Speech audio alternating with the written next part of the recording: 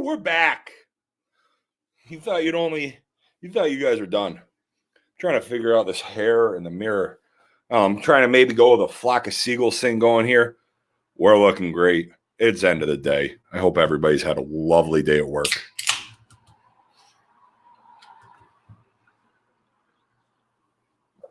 Cheers. So, one of the best things about this podcast is it's fun.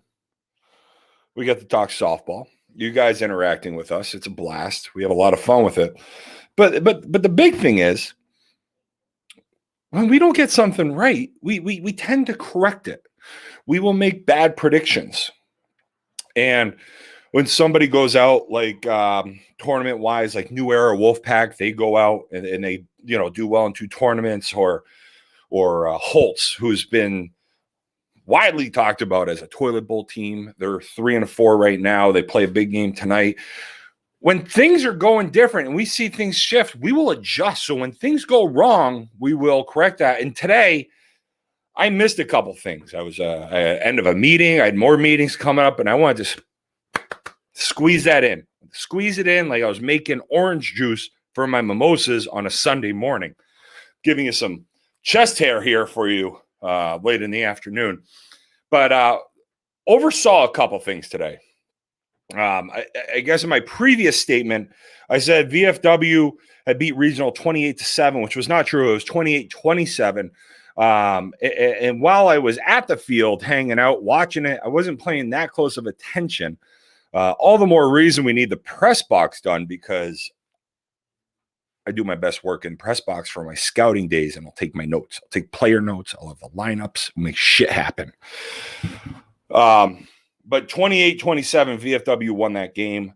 Regional was down 10 going into the bottom of the 7th with no home runs left, and they almost came up with that chance I had talked about in part 1. They had bases loaded, 2 outs with no home runs left, and they hit the third out was a home run to end the game.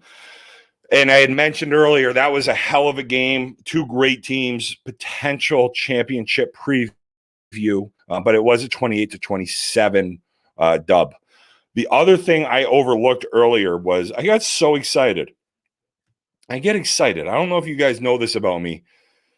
Seeing me at the field, hanging out, paying attention to this podcast, big boy J. Rowe gets excited. He gets fired up, and sometimes he doesn't pay attention to all of the things he should. And I left something out. I left out my most hated team in Merrimack Men's Slow Pitch Softball League, the Boom Boom Cruise game. They're only hated because I'm like 0 for forever, and I pick them all the time, and they keep losing on me. But I didn't talk about the A&D Boomers game, so I wanted to get back on here real quick. Wanted to give a couple of those things. We have another Player of the Week nominee, which I think will round it out. Not necessarily 100% sure. We are not live on the website yet. Hopefully the Prez wakes up and throws those names up there. But A&D, the Boom Boom crew, went 8 innings last night. Something happened in the 7th. I think Boomers had a chance to win it in the bottom of the 7th. They had a couple guys on and could not pull it across.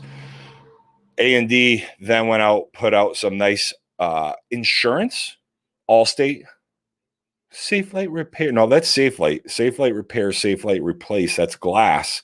I don't know, Farmers, bump it on, bum. Anyway, they put up some insurance runs to get a 17-13 dub. Boomers went up in the bottom half of the 8th and did not complete the comeback.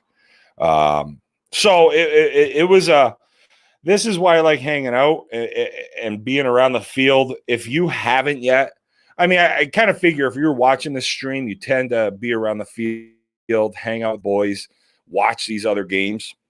We have a lot of things planned coming up as the season goes on, but this is like at Martell last night. You had a 17-13 8-inning game.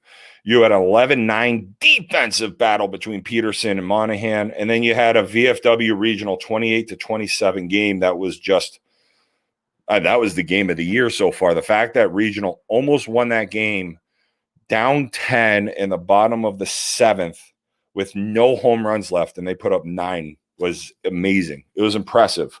And a lot of guys hung out to watch. Monahan, Billy, and TA were there for a lot of the night. Obviously VFW was there after that game, but there was a pretty good crowd hanging around, which was awesome to see because these are some great games last night at Martell. Unfortunately, unable to watch, at Legion or Twardarski, see what was going on. But just wanted to clarify a couple of those things since I felt bad. I missed the A&D Boomers game, which Boomers, you guys owe me a Mark Tower at this point. I keep picking you, and you keep not losing. You keep not losing when I pick you.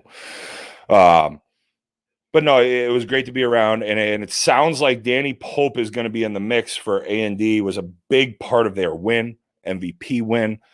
I like I said earlier in that first one, I like Tarker Twardarski, more of just the flair. Don't know if it was enough to get the player of the week, but I think it's going to be Pope, Phil the Thrill, Dion.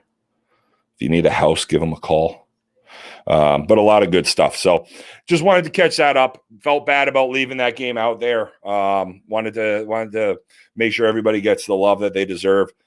That A&D Boomers game was a really good game. It was fun to watch. I think once Boomers gets Hurley back as well, I think that's going to be a good team. It's just, when is Hurley coming back? That's going to be the tough thing. But that Boomer team, I feel like, is probably underperforming a little bit.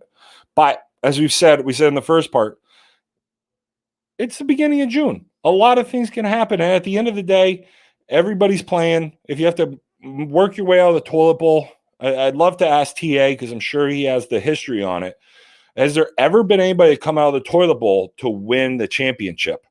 I'm going to assume, depending on how long the toilet bowl has been played, yes, but why couldn't you? Like, who cares? You got to play an extra series. Big whoop. And then you got to, then the top 4 pick who they want to play. But why not? I mean, it's the playoffs. You saw what happened last year with Boulet's team. I forget who the sponsor was there. But like Boulet's team last year, they struggled during the regular season, came out in the playoffs, and just, if Benny and Cy are there in the last game, they probably, I don't know if probably is the right word, but I would have liked to have seen what would have happened. They had Boomers on the ropes, and that losing those 2 in the last game was tough, but interesting to see. But yeah, so anyway, have a great weekend. We'll talk to you guys Sunday night. Sorry I missed A&D Boomers game in the first one. Wanted to correct the VFW region score. I talk a lot. I miss a lot of things. I say a lot of shit. Say a lot of things that are wrong, but I'm here. I accept my faults, and I want you, the best podcast viewers and listeners in all the land of softball podcasts, to get the content you deserve. Have a great one. We'll talk to you soon. Enjoy your weekend.